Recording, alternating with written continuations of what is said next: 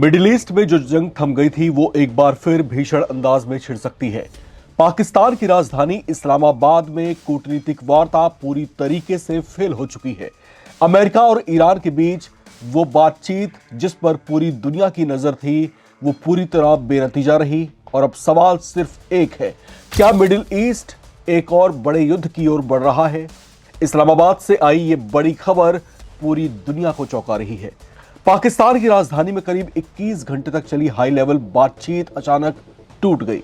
एक तरफ ईरान ने सीधे सीधे अमेरिका पर बेतुकी और अतार्किक मांगे थोपने का आरोप लगाया, तो दूसरी तरफ अमेरिकी पक्ष ने साफ कह दिया कि ईरान ने परमाणु हथियारों से जुड़ी अहम शर्तें मानने से इनकार कर दिया है। यानी दोनों देशों के बीच भरोसे की खाई और गहरा गई है।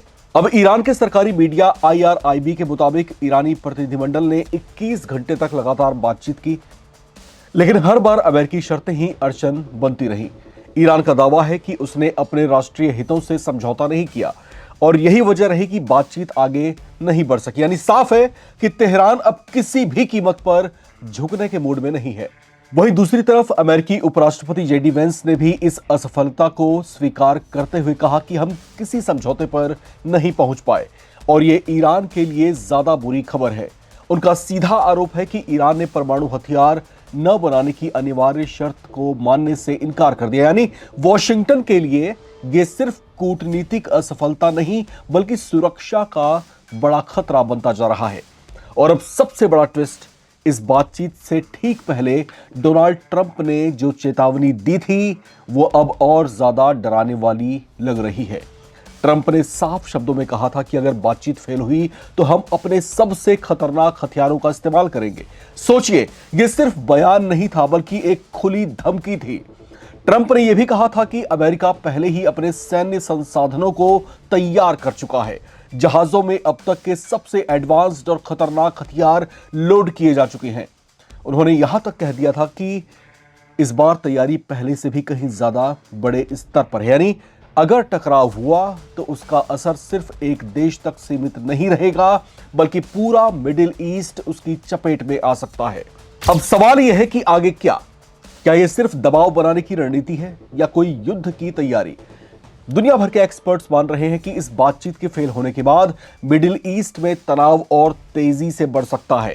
पहले से ही कई जगहों पर हालात नाजुक हैं और अगर अमेरिका और ईरान आमने सामने आते हैं तो यह टकराव एक बड़े क्षेत्रीय युद्ध में बदल सकता है। सबसे बड़ी चिंता यह है कि इस बार हालात पहले जैसे नहीं हैं। दोनों देशों के पास पहले से ज्यादा ताकत, ज्यादा संसाधन और ज्यादा आक्रामक रणनीति है। ऐसे में अगर एक छोटी सी चिंगारी भी भड़की तो उसका असर वैश्विक स्तर पर महसूस किया जाएगा। तेल की कीमतों से लेकर अंतर्राष्ट्रीय राजनीति तक सब कुछ बदल सकता है। तो क्या अब कूटनीति पूरी तरह खत्म हो चुकी है? क्या दुनिया एक और बड़े युद्ध की दहलीज पर खड़ी है? इस्लामाबाद की ये असफल बातचीत सिर्फ एक मीटिंग का फेल होना नहीं है बल्कि ये उस बढ़ते टकराव का संकेत भी है जो आने वाले दिनों में और खतरनाक रूप ले सकता है। फिलहाल दुनिया की नजर अब अगले कदम पर टिकी है। क्या कोई नया डायलॉग शुरू होगा या अब सीधे टकराव की राह पर दोनों देश आगे बढ़ेंगे?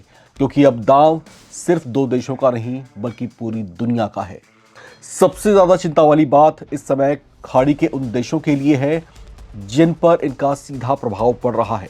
Saudi Arabia, Qatar, Kuwait, Oman, Bahrain, UAE, ये तमाम वो देश हैं जो हॉर्मुज जलडमरू मध्य के रास्ते अपने तेल और प्राकृतिक गैसों का निर्यात करते हैं।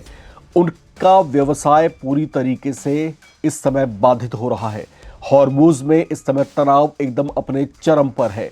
दुनिया भर के ऐसे तमाम देश, खास तौर से एशियाई देशों की बात करें जिसमें भारत, पाकिस्तान, म्यांमार, बांग्लादेश, चीन तक जो है इसी रास्ते से अपने कच्चे तेल और प्राकृतिक गैस की बड़ी मात्रा में आपूर्ति करते हैं, अपनी ज़रूरतों को इसी रास्ते से पूरा करते हैं। लेकिन जब से ये जंग छिड़ी है तब से इन देशों में प्राकृतिक गैस और कच्चे तेल की किल्लत बढ़नी शुरू हो चुकी है। भारत पर भी इसका असर बढ़ता हुआ दिखाई दे रहा है।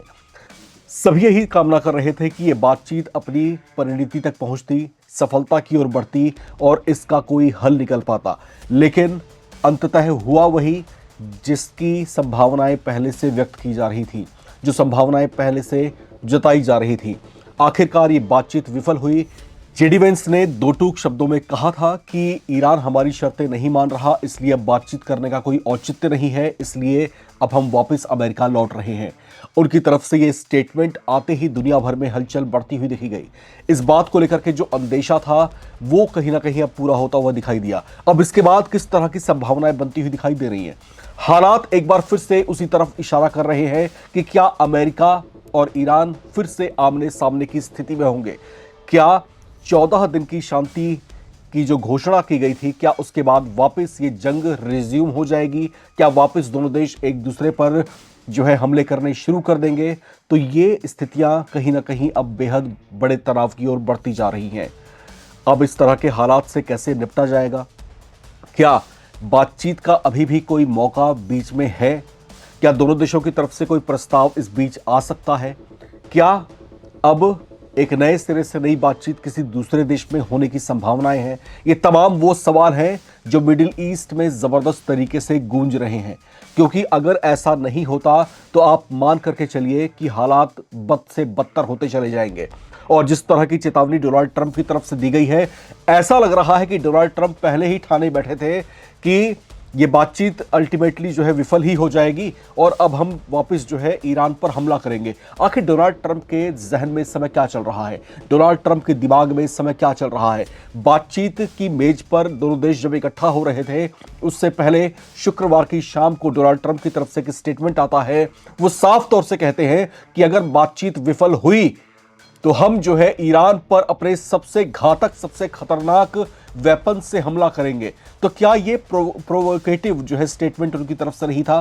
क्या डोनाल्ड ट्रंप इस तरह का स्टेटमेंट देकर के ईरान का गुस्सा नहीं भड़का रहे थे? क्या डोनाल्ड ट्रंप नहीं चाहते कि ये युद्ध शांत हो जाए, रुक जाए? अगर नहीं चाहते तो आखिर वो चाहते क्या है? आप क्या सोचते हैं? लिखकर कमेंट बॉक्स में जरूर शेयर करें। देखते रहें नवभारत टाइम्स।